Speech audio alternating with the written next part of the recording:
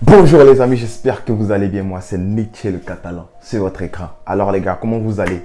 Moi ça va très bien, ça fait quand même longtemps, ça fait quoi, 3-4 jours qu'on ne s'était pas vu sur la chaîne Nietzsche le Catalan. Pour ceux qui étaient sur le direct, sur mon Instagram, comment vous avez trouvé? Si ça vous a plu, on va relancer ça de temps en temps. Donc dites aux autres de venir nous retrouver sur Instagram. Je sais que vous avez attendu ce moment-là, l'avant-match Barcelone versus Bayern de Munich, un match que tout le monde attendait. Moi, je ne vais pas dire revanche. Non, on n'est pas revanchard, c'est pas une revanche ici, là, parce que ça ne va rien changer. Même si on tape le Bayern 10-0, ça ne va rien changer. J'espère que ça va arriver, je sais que c'est pas possible, mais bon. Donc, c'est pas une revanche. Non, on va pas parler de revanche ici. On va parler du match. On va prendre les matchs séparément. Mais j'aimerais bien combattre le Bayern quand même. Donc, dans cette vidéo, on va parler du Bayern de Munich. On va parler du Barça. On va parler de comment, tactiquement, essayer de résister contre le Bayern de Munich. Essayer de peut-être voler une victoire à l'arrache au Bayern de Munich. On va voir tout cela dans cette vidéo. Et je sais que Coman a dit des choses, il a dit des choses par rapport à Laporta, donc il va falloir qu'on en parle aussi, mais ça c'est pour une prochaine vidéo sur cette chaîne YouTube. Donc vous connaissez la chanson les gars, je sais que vous adorez quand je fais ça. Sans plus tarder, générique.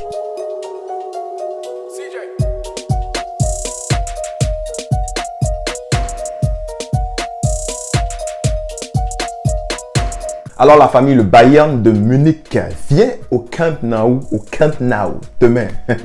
Demain ils arrivent au Camp Nou. Et Nagelsmann a pris, j'avais vu quoi, 26 hommes. Nagelsmann, il vient en fait en guerre. Et ce qui me plaît chez ce coach-là, c'est qu'il va pas venir essayer de battre le Barça 2-0. En fait, il est pire qu'Hansi Flick. Si Nagelsmann peut venir taper le Barça 17-0, le gars là, il va mettre 17 buts.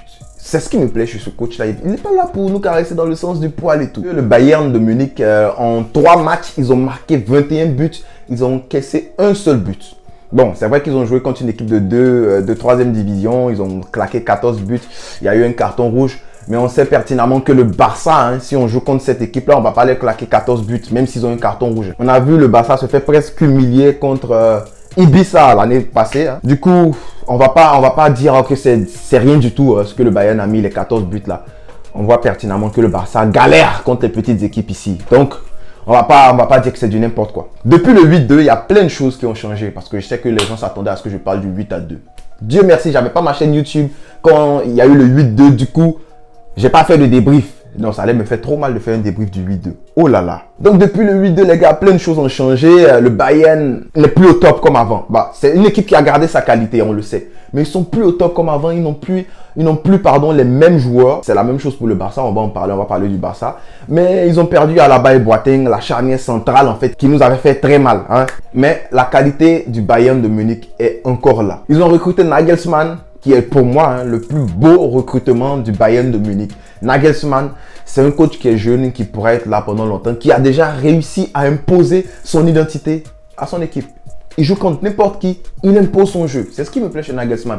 Et Nagelsmann l'a fait avec Leipzig. Du coup, c'est pas pour dire que non, il a eu une grande équipe. Non, il l'a fait avec Leipzig. C'est pour ça qu'il est arrivé au Bayern de Munich. Du côté du Bayern, il y a des blessés. Ça parlait de Kingsley Coman et de Tolisso, mais quelques heures avant que je fasse cette vidéo là, j'ai regardé rapidement. J'ai vu que Kingsley Coman est de retour. Oh là là, la flèche est de retour. Le gars là, il est énervant sur le côté. Je plains déjà mes latéraux. Tolisso qui est toujours blessé, je pense qu'il a un problème à la cuisse, au mollet, pardon. Serge Gnabry qui est ivoirien d'origine, on va pas oublier de le dire. Gnabry, tu es ivoirien, tu es bêté, on le sait. Donc arrête de faire les Gnabry. C'est pas Serge Gnabry, c'est Gnabry. Voilà, merci. Donc Serge Gnabry qui était incertain, mais aux dernières nouvelles, je pense qu'il va jouer parce qu'il est sur la liste. Le match précédent, le Bayern de Munich a joué en double pivot, 4-2-3-1, avec un milieu très fort, très condensé en double pivot. C'était Goretzka et Kimmich. On sait la qualité que ces deux-là ont. Kimmich, on le connaît. Kimmich, c'est un guerrier. C'est un peu comme Zinchenko du côté de Manchester City. Kimmich, c'est un guerrier. Il est prêt à tout laisser sur le terrain. Donc, les forces du Bayern, les gars, il y a le milieu de terrain avec Kimmich et Goretzka, comme on le dit. Goretzka qui, lui, j'ai regardé le match dernier, il a bousculé un gars là. Le gars s'est retrouvé en Chine. Sérieux. Il y a Thomas Müller aussi, qui est un 10 qui me fait rire. Lui c'est un 10 qui me fait marrer, en fait. Mais il est très dangereux, ce gars.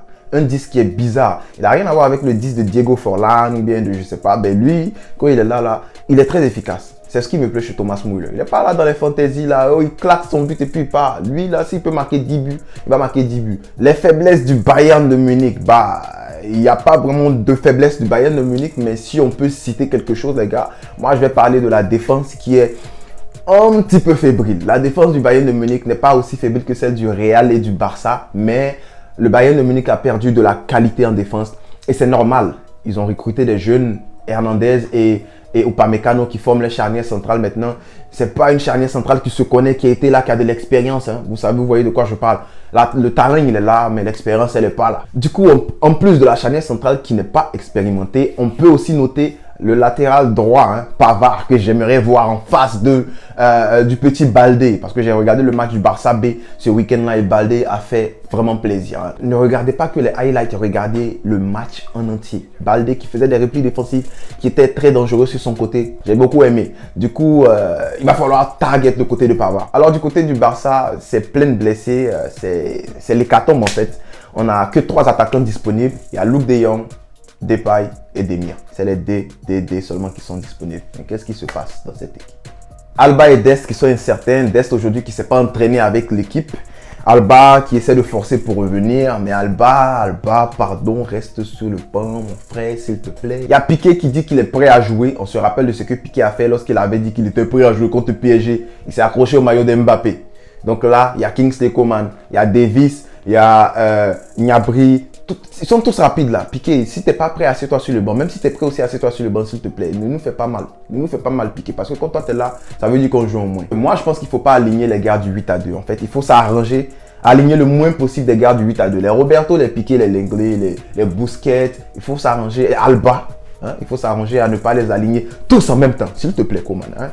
Fais ça pour nous. Alors, le Barça a 0 ailier disponible. Et c'est là que moi, Michel Catalan, je vais prendre ma tablette pour vous parler. Le Barça a 0 ailier disponible. Alors, comme je le dis, les gars, le Barça a 0 ailier disponible. Du coup, on ne peut pas se permettre de jouer en 4-3-3.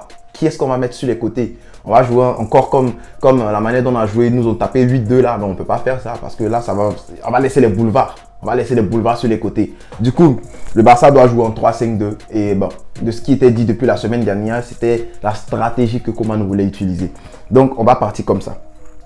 Selon ceux qui sont disponibles, hein, désolé de paille, j'avais oublié. Selon les gars qui sont disponibles, voici ceux qui sont clairement prêts à jouer ce match-là. Donc, on a Luuk de Jong, on a Depay, Demir, Frenkie de Jong, Busquets, Araujo et Mats Ter Stegen. Bon, Luuk de Jong, normalement, je ne sais pas si on pourrait faire comme ça et mettre... je ne sais pas qui est plus en forme entre Luuk de Jong et Coutinho. Parce que, comme on avait dit que Luuk de Jong, aujourd'hui, il a dit que Luuk de Jong doit prendre ses repères avec le FC Barcelone. Il a aussi dit que Coutinho était prêt à jouer, il fallait de la compétition dans les jambes. Mais est-ce que Coutinho serait prêt à débuter ce match-là? Moi, je pense que non. Je pense que non. Il faut lui donner peut-être 40 minutes vers la fin. Vous comprenez? Du coup, je préfère aller avec De Jong, Luuk de Jong et Depay. On pourrait même faire comme ça avec Depay. Et il est où mon petit Demir? Demir était où? Youssouf, voilà. Youssouf Demir ici pour tourner autour de Depay. Donc, on peut dire quelque chose comme ça. Voilà. Bon. Parlons maintenant des défenseurs. Il y a Lenglet, je pense, qui est en forme. On pourrait mettre Lenglet et puis se ramasser avec un Lenglet. Et où il est où Mingueza? Mais mes gars, là, il fuit ou quoi? Voilà. Mingueza qui est là. Parce que je le dis, Piqué pour moi, qu'il soit à 100%, qu'il soit à 4000%, je ne peux pas mettre Piqué dans ce match-là. J'ai peur pour Piqué. Voilà. Je ne veux pas que Piqué soit dans ce match-là. Du coup, Lenglet, Mingueza. Lenglet, on sait que Lenglet, c'est le chef, le spécialiste des ventes. Hein. Il vend les buts comme des petits pains. Voilà. Mais j'espère qu'il ne va pas faire de bourde.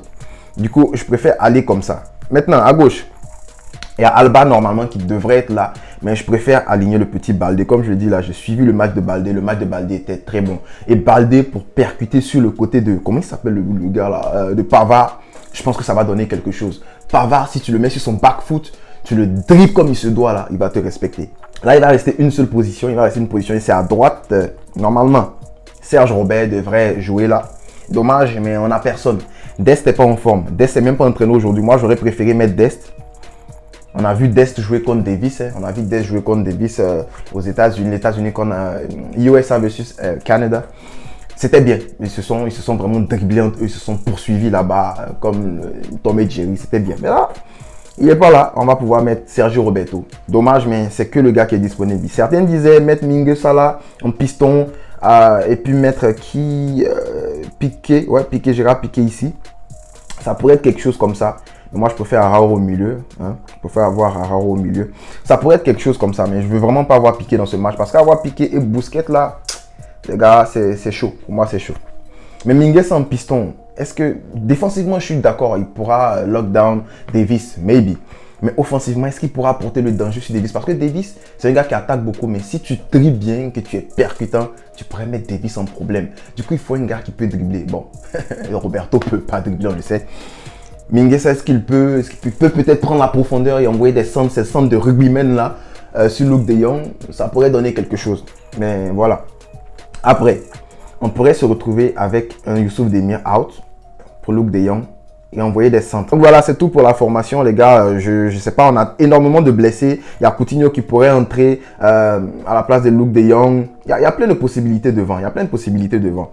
Mais bon, reste à voir ce que Coman va nous sortir là. Parce que comme je le dis, la plupart du temps, ce n'est pas seulement la formation, mais c'est plus l'animation offensive, l'animation défensive qui montre en fait si l'équipe peut battre une autre équipe. Alors, comment gagner cette rencontre, les gars? Attaquer. Il faut attaquer.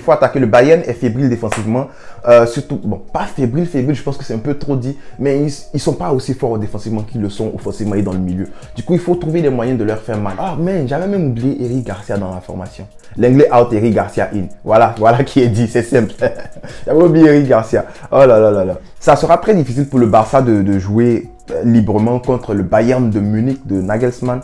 Mais je pense que Coman a des chances, il a de quoi le faire. Coman, il n'y a pas d'excuse parce que si Nagelsmann l'a fait, si Nagelsmann a joué avec Leipzig, ils sont sortis deuxième l'année dernière, il a proposé du bon football contre n'importe quelle écurie. Même on a vu, Leipzig a presque tapé le Paris Saint-Germain. Du coup, Coman n'a pas d'excuse. Il y a de la qualité dans cette équipe-là. Je ne veux pas entendre on n'a pas de ci, on n'a pas de ça. De toute façon, on va parler de la conférence de presse que Coman a donnée. Alors moi, mon pronostic, les gars, c'est que les deux équipes se marquent. Parce que le Barça a fébrile défensivement. Le Bayern de Munich aussi, pas très au top défensivement. Peut-être même un 2-2. Allez, on va dire 2-2. 2 buts partout. Le Barça pourrait coller 2 buts à ces Bavarois là. Alors vous dites-moi, c'est quoi votre pronostic Barcelone versus Bayern de Munich? Donc c'est tout pour aujourd'hui. J'espère que vous avez adoré ma vidéo. Si c'est le cas, on n'oublie pas de me mettre un pouce bleu. Et pour ceux qui ne sont pas encore abonnés, c'est gratuit, faites-le. Je ne vais pas vous forcer à le faire, mais voilà, le bouton il est là, faites-le. En avant pour les 25 000 abonnés parce qu'on est capable de le faire. Donc c'est tout pour aujourd'hui, les gars. Visca El Barça. On a cherché le ballon. Et mangé le ballon.